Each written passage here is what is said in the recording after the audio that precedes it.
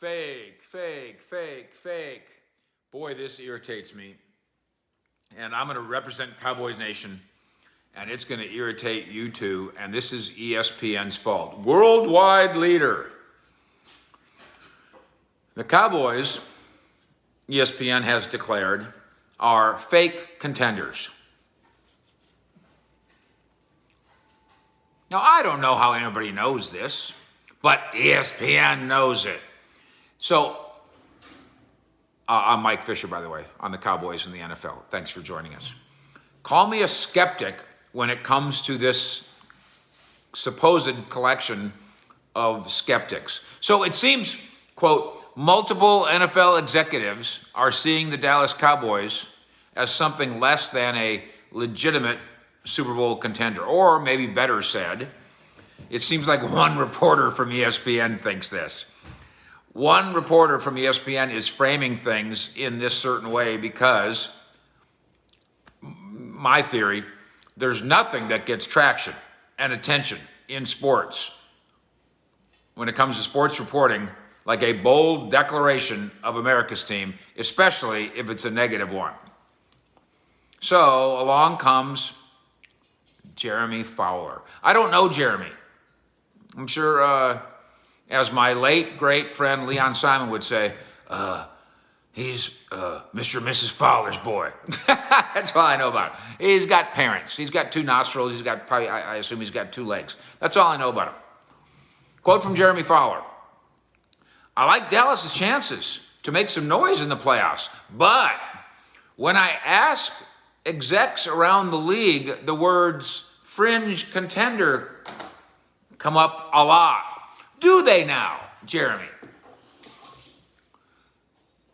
The words fringe contender come up a lot because I have a lot of conversations with NFL people, people at the grocery store, my wife.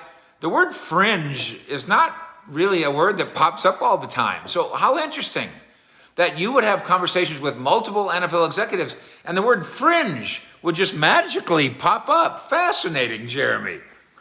Let's slice up this 27-word analysis of the Cowboys, who, of course, enter Week 17 Sunday against visiting Arizona at 11-4, tied with the Buccaneers, tied with the Rams, second best record in the NFC, but in control of their own destiny regarding keeping the number 2 seed while also chasing number 1 Green Bay. They're the number 2 seed in the NFC, and they're, as my Italian friends would say, according to ESPN, Fugazi. You know what that means, Marcia? Fake. Fake, fake, fake, fake. Number 1, ding.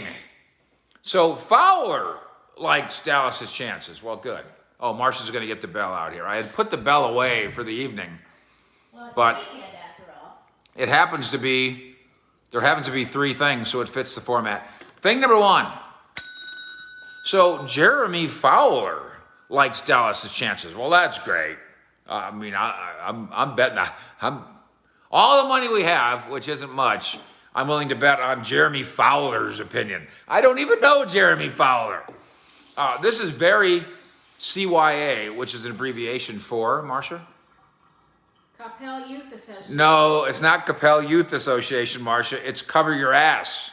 CYA. The reporter, now envision this. He just got off the phone with texts or phone calls or something with multiple, quote, execs around the league, and they told him to a man that Dallas is not legitimate, and Fowler puffs out his chest and says, yes, they are. I believe Dallas will make noise. What do you guys know? Jeremy, why are you interviewing multiple NFL executives who are telling you no on Dallas if you already think yes on Dallas? Just puff out your chest. You apparently know something you don't. Item number 2. The first one doesn't smell like proper, right, correct. Let's see if this one smells right. Make some noise in the playoffs is, I'm going to do a favor for you, Cowboy Nation. This is a journalistic trick of nonsense. It's vagueness. What does make some noise mean? Win in the playoffs? Lose in the playoffs? Lose valiantly? Win multiple games? Yell loudly? What does make noise mean? Doesn't mean anything. Somebody in my profession invented this as a trick of being vague. I'll tell you what, this Cowboy team is going to make some noise. What does that mean? Doesn't mean anything. And Jeremy Fowler, who I do not know, knows this. I'll tell you what make some noise means. It means nothing. It's a prediction of nothing. You cannot find a bookie. Man, I'm going to call my bookie. I don't have one. Hey, bookie, I call him. I'd like to put $100 down on the Cowboys. And he's going to say, $100 down to win? I said, no. He's going to say, my bookie, he's going to say, Fish, $100 to lose? I'm going to say, no.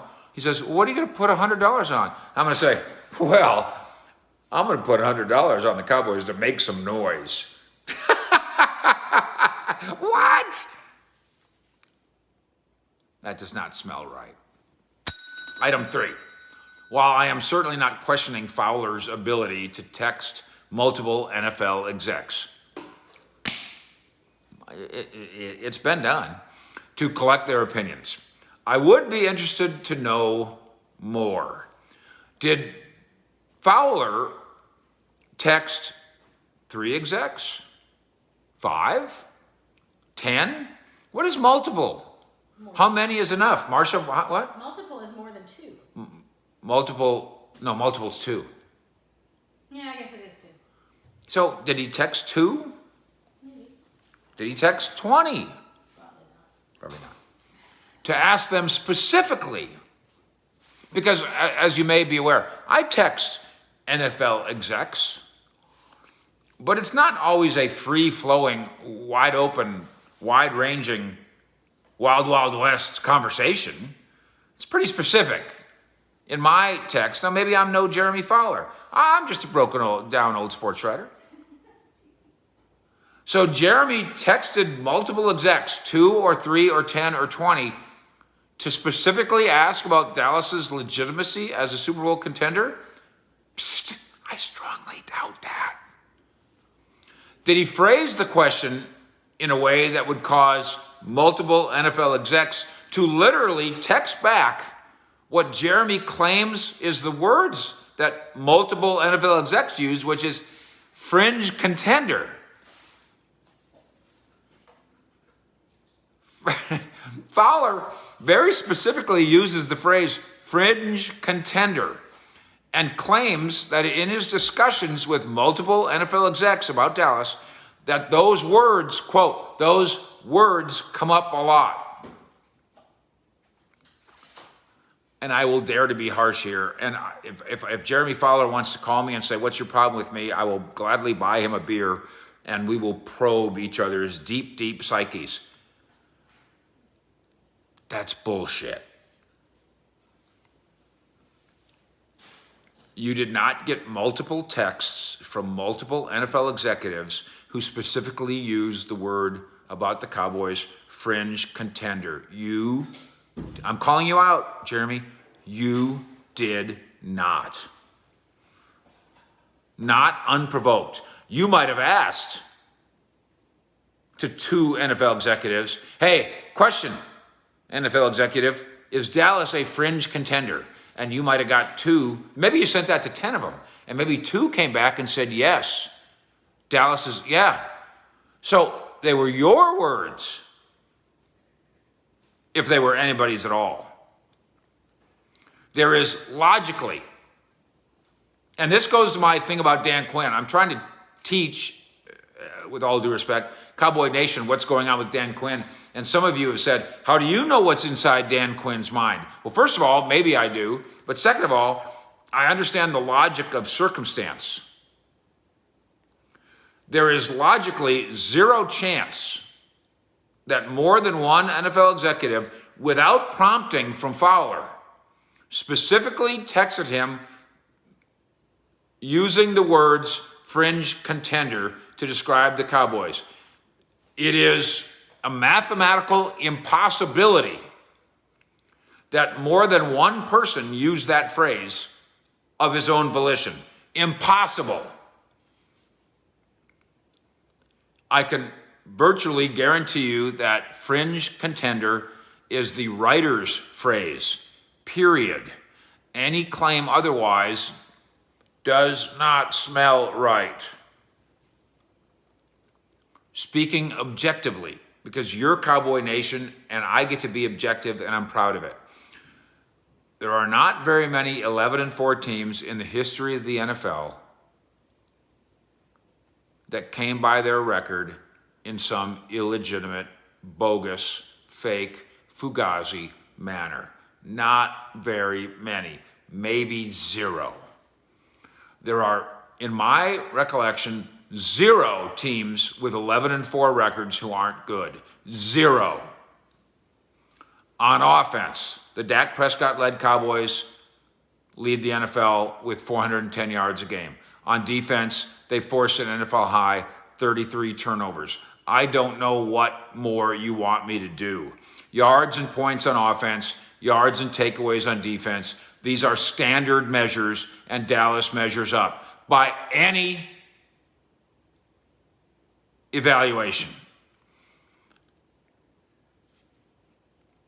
If you have an 11-4 record at any time in NFL history, and you lead the NFL in yards, and you lead the NFL in takeaways, that is a contender. That is the definition of a contender. Again, I'll do 3 things. 1, you lead the NFL in offense.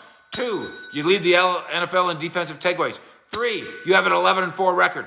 Those 3 things are the definition of good. That is what good is. Dallas measures up. This isn't a prediction that they're going to beat the Cardinals, or a prediction they're going to beat the Eagles, or a prediction they're going to beat the Packers, or a prediction they're going to beat the Patriots in the Super Bowl. That's not what this is about. This is about today. My suspicion here is that ESPN's Jeremy Fowler, with all due respect,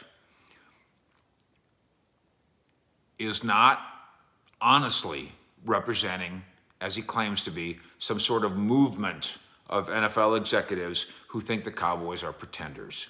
He more likely found one voice, one skeptic, one NFL exec, and he constructed his fragile report around it and around him. And why does this matter?